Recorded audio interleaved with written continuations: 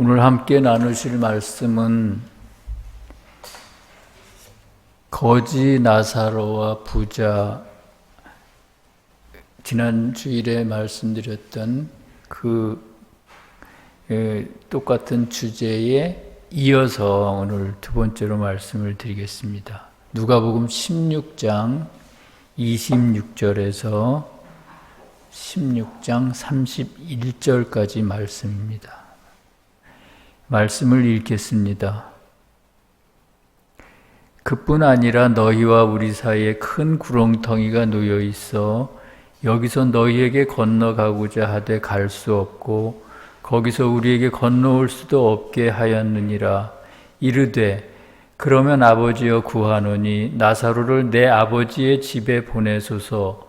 내 형제 5이 있으니 그들에게 증언하게 하여 그들로 이 고통받는 곳에 오지 않게 하소서. 아브라함이 이르되 그들에게 모세와 선지자들이 있으니 그들에게 들을지니라. 이르되 그렇지 아니하나이다. 아버지 아브라함이여 만일 죽은 자에게서 그들에게 가는 자가 있으면 회개하리이다. 이르되 모세와 선지자들에게 듣지 아니하면 비록 죽은 자 가운데서 살아나는 자가 있을지라도 권함을 받지 아니하리라 하였다 하시니라. 세교의 가르침 천국의 비밀 9346항에 있는 내용을 소개해 드리겠습니다. 악 안에 있는 사람들은 주님으로부터 모든 사람에게 끊임없이 흘러들어오는 선을 받아들이지 않으며 뿐만 아니라 그것을 멀리합니다. 그러므로 사람이 악을 끊기 전에는 천국의 선을 받아들일 수 없습니다.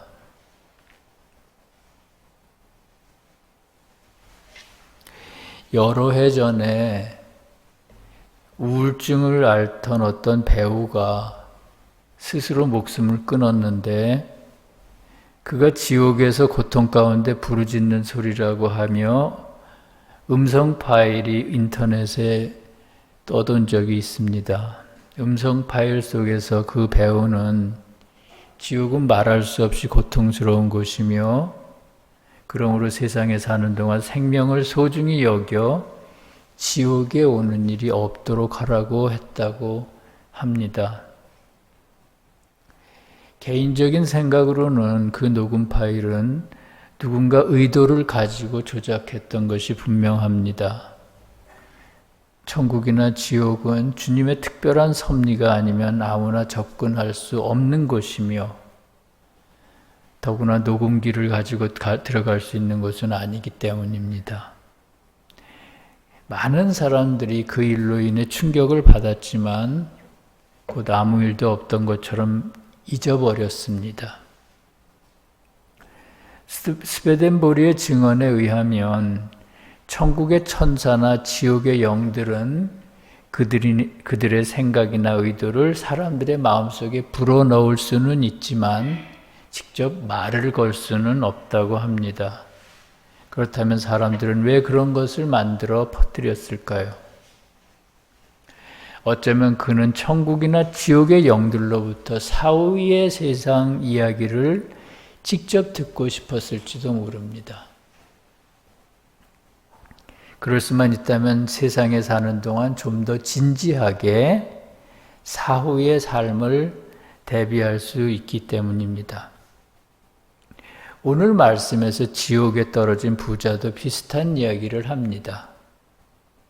세상에 사는 형제들이 지옥에서 고통받는 자신의 처지를 알기를 간절히 바라고 있는 것입니다.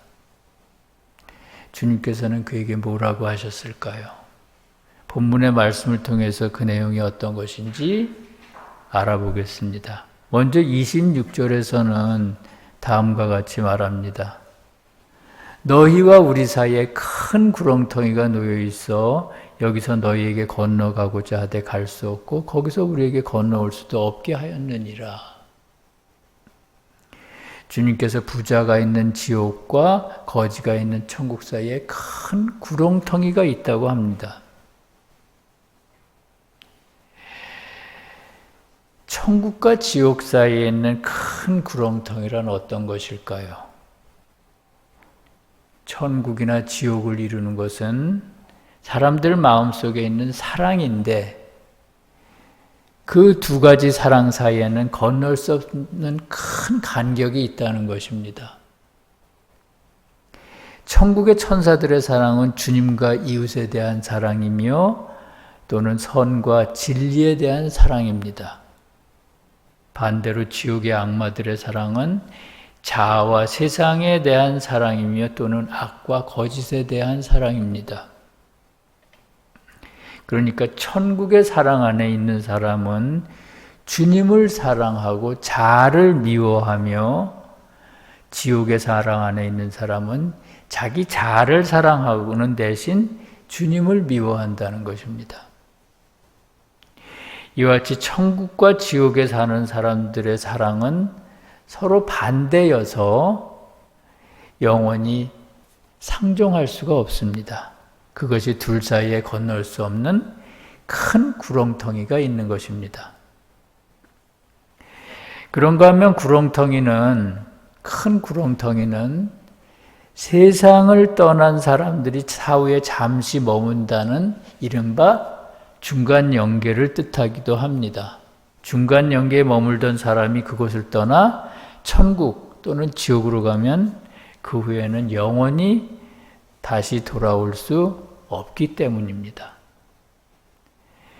중간 영계 또는 영인들의 세계라 불리는 그곳에 대해 천국과 지옥 421항은 이렇게 말합니다.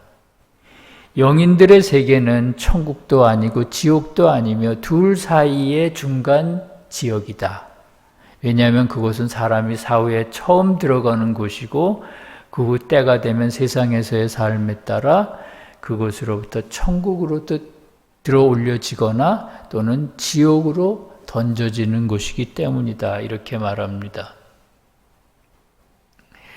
주님께서 부자에게 천국과 지옥 사이에 큰 구렁텅이가 있어 영원히 오고 갈 수 없다고 말씀하셨습니다. 그러자 지옥에 있던 부자가 절망하며 말합니다. 그러면 아버지여 구하노니 나사로를 내 아버지의 집에 보내소서. 내 형제 5이 있으니 그들에게 증언하게 하여 그들로 이 고통받는 곳에 오지 않게 하소서. 이렇게 말했습니다. 부자는 어떤 사람입니까? 세상에 살 때 말씀에 대해 많이 안다고 자부했던 사람입니다. 그럼에도 말씀에 따라 살지는 않아서 결국 지옥에 떨어지고 말았습니다. 그러니 얼마나 후회가 됐겠습니까? 자기는 세상에 살 때 꼭 천국에 들어갈 거라고 생각했을 것입니다. 그런데 지옥의 고통 속에 빠졌으니 얼마나 후회가 되겠습니까?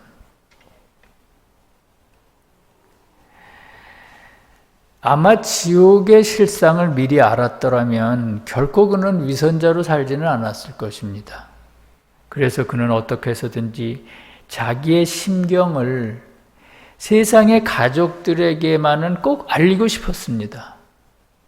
그래서 천국에 계신 주님께 나사로를 내 아버지의 집으로 보내 증언하게 해주십시오. 이렇게 간곡히 말씀드렸습니다. 말씀에서 내 아버지의 집이란 어떤 곳일까요? 아버지는 주님을 나타냅니다. 그러므로 내 아버지의 집은 세상에 있는 교회, 자기가 다녔던 그 교회를 의미합니다. 그러면 그곳에 있는 형제는 누굴까요? 형제는 보통은 하나님의 말씀에 따라 사는 사람, 즉 주님과 이웃을 사랑하는 사람을 뜻하지만 여기서는 반대로 그 부자와 같은 교회 안의 위선자들을 뜻합니다. 형제가 5이라고 할 때 5 역시 보통은 작은 것을 뜻하는데 여기서는 모든 사람을 뜻합니다. 그렇기 때문에 형제 5에게 증언하라고 하는 것은 교회 안에 모든 위선자들에게 지옥의 실상을 반드시 알려달라는 그런 말씀입니다. 그러자 주님께서 뭐라고 하셨을까요? 29절에서는 그들에게 모세와 선지자들이 있으니 그들에게 들을지니라 이렇게 말씀하셨습니다. 말씀에서 모세는 좁은 의미로는 모세가 기록한 5권의 말씀을 의미하고요. 넓은 의미로는 구약의 모든 역사적인 말씀을 뜻합니다. 그리고 선지자는 구약의 예언의 말씀을 뜻합니다. 따라서 그들에게 모세와 선지자들이 있으니 그들에게 들을지니라 라고 주님께서 말씀하신 것은 세상에 있는 사람들에게는 구약의 말씀이 있기 때문에, 다시 말하면 하나님의 말씀이 있기 때문에 굳이 천국의 천사들을 보내지 않더라도 그 말씀에 순종하면 된다는 것입니다. 왜냐하면 그들에게 듣는 것은 곧 말씀에 순종하는 것을 의미하기 때문입니다.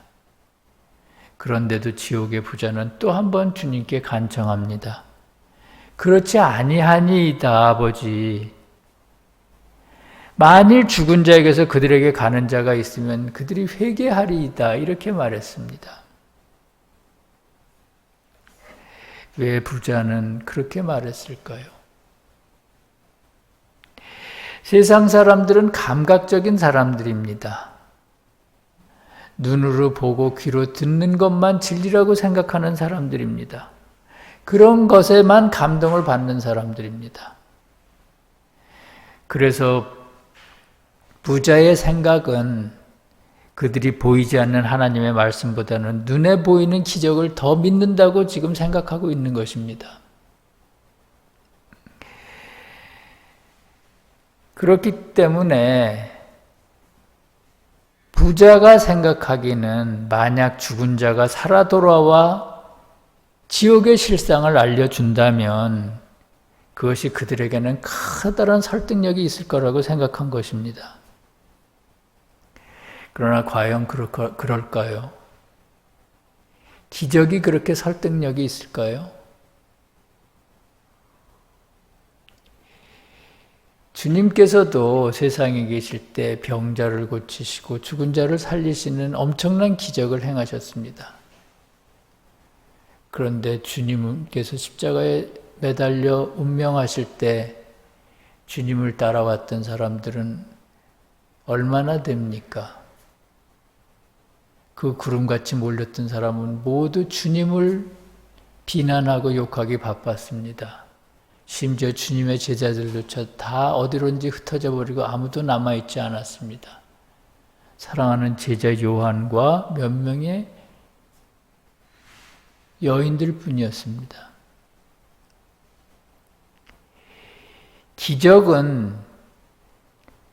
기적이 주는 설득력은 일시적인 것일 뿐이고 영원하진 못합니다. 그 이유에 대해 하나님의 섭리 134항은 이렇게 말합니다. 기적은 사람들을 설득해 일시적으로 예배 가운데로 이끌지만 동시에 그들에게서 합리성을 빼앗고 악을 가두는 일을 한다. 악을 가두는 일을 한다는 것이 뭘까요?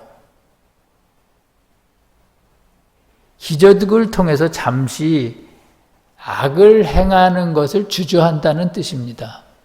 악을 억제한다는 뜻입니다. 하나님의 섭리 144항은 계속해서 말합니다. 기적의 주문이 풀리게 되면 갇혔던 악이 튀어나와 불경한 짓을 하고 신성을 모독한다. 이렇게 말합니다. 그러니까 기적의 설득력은 주문과 같아서 일시적으로 악을 억제하는 효과가 있지만 시간이 지나 효과가 느슨해지면 사람들은 이전보다 더 악해진다는 것입니다. 그래서 부자가 만일 죽은 자들 중에서 내 가족에게 가는 자가 있으면 그들이 회개하리이다 이렇게 말했을 때 주님께서는 다음과 같이 말씀하셨습니다. 모세와 선지자들에게 듣지 아니하면 비록 죽은 자 가운데서 살아나는 자가 있을지라도 고난을 받지 아니하리라. 이렇게 말씀하셨습니다. 주님께서는 하나님의 말씀을 따르지 않는 사람은 설사 죽은 자가 살아 돌아오더라도 결코 주님에게 돌아오지 않을 것이라고 말씀하십니다. 왜냐하면 앞에서 말씀드린 것처럼 기적은 사람들에게서 자유를 빼앗고요. 합리적인 사고를 빼앗으며 그렇게 해서 영적으로 그를 더 나빠지게 만들기 때문입니다. 자유가 없는 상태에서 선택한 모든 행위, 그것은 사람의 생명이 되지 못합니다. 오로지 자유의지로 선택한 것만 그 사람의 생명으로 남아서 영원히 남아 있습니다.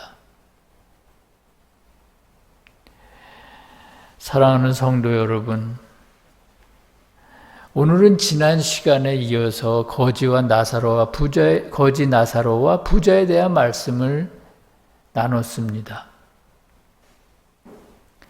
세교의 가르침에서는 세상에서 악을 행하면 그의 마음속에 지옥이 생기고요. 그러므로 그는 가장 작은 형태의 지옥이 된다고 합니다.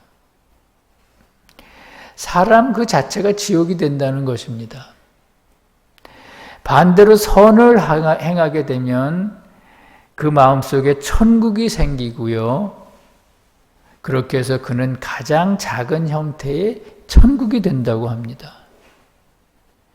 그러니까 우리는 매 순간의 선택에 따라 천국의 형상이 되기도 하고 지옥의 형상이 되기도 한다는 것입니다. 세상에 사는 동안 사람들은 이렇게 천국과 지옥의 중간에서 균형을 이루며 살아갑니다. 오늘 말씀에서는 그 중간지대를 큰 구렁텅이에 비유했습니다. 큰 구렁텅이는 천국과 지옥 사이에 있는 큰 구렁텅이는 사후에는 오고 갈 수 없는 곳이지만 세상에 사는 동안에는 각자의 자유로운 선택에 따라 오고 갈 수가 있습니다. 그런 의미에서 큰 구렁텅이는 인간에게 주어진 자유의지를 상징하기도 합니다.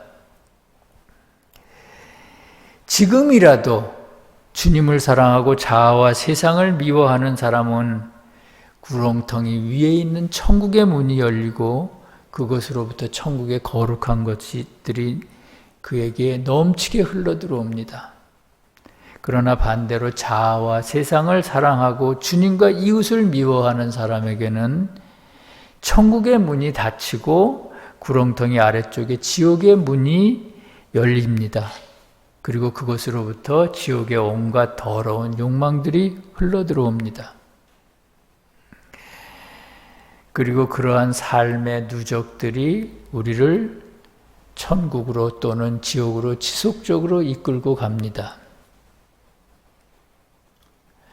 주님께서는 에덴 동산 한가운데 생명나무를 두시고 그 바로 옆에 선악을 알게 하는 나무를 두심으로 해서 인간에게 자유의지를 주셨습니다. 인간은 그 자유를 통해 스스로 하나님의 생명을 취하여 자신의 생명으로 만들 수가 있습니다. 어떤 의미에서든 강요에 의한 것은 인간의 생명이 될 수가 없습니다. 기적도 일종의 강요입니다. 그러므로 기적을 통해서는 구원을 얻을 수가 없음이 분명합니다. 세상에 사는 동안 각자의 자유의지를 소중히 생각하고 바르게 사용해야만 합니다. 오늘 말씀에서 부자는 세상에 사는 동안 주님이 매일 초대하시는 잔치에 응하지를 않았습니다. 세상의 것들이 너무 재미있고 그것이 너무 그것에 바빴기 때문입니다. 그렇게 그는 스스로 자유를 버리고 욕망의 노예가 되었습니다. 그 결과 어떻게 됐습니까? 사후에 지옥으로 떨어지고 말았습니다. 자유를 버린 대가가 얼마나 고통스러웠으면 세상의 가족들에게 나사로를 보내 증언하게 해주십시오 이렇게 말했겠습니까? 그러므로 자유가 있는 동안 자유를 선용하는 우리들이 되어야 하겠습니다. 주님의 그런 은혜가 서울세교의 모든 성도들과 이 진리를 사랑하는 모든 분들과 함께 하시기를 간절히 기도합니다. 예수께서 이르시되 아직 잠시 동안 빛이 너희 중에 있으니 빛이 있을 동안에 다녀 어둠에 붙잡히지 않게 하라. 어둠에 다니는 자는 그 가는 곳을 알지 못하느니라. 아멘. 함께 기도하시겠습니다. 사랑의 주님, 오늘도 생명의 말씀으로 저희들을 먹여주심을 감사드립니다. 오늘 말씀을 통해 진리를 아는 것보다 행하는 것이 더 중요하다는 것을 다시 한번 깨달았습니다. 너무나도 분명한 이 말씀을 저희가 제대로 지키지를 못합니다. 유전 악과 그동안 스스로 지은 악이 너무나 크기 때문입니다. 주님, 저희들의 힘으로는 자아와 세상을 이길 수 없사오니 저희들에게 힘과 지혜를 주시옵소서. 주님께서 주신 자유를 선용하여 모든 종류의 어리석음에서 벗어나기를 원합니다. 모든 악으로부터 벗어나기를 원하오니 주님 지켜주시옵소서. 주님께서 당신의 잔치에 초대하실 때 베드로처럼 모든 것을 그대로 두고 즉시 주님을 따르는 저희들이 되도록 도와주시옵소서. 저에게 남아있는 시간이 그렇게 많지 않습니다.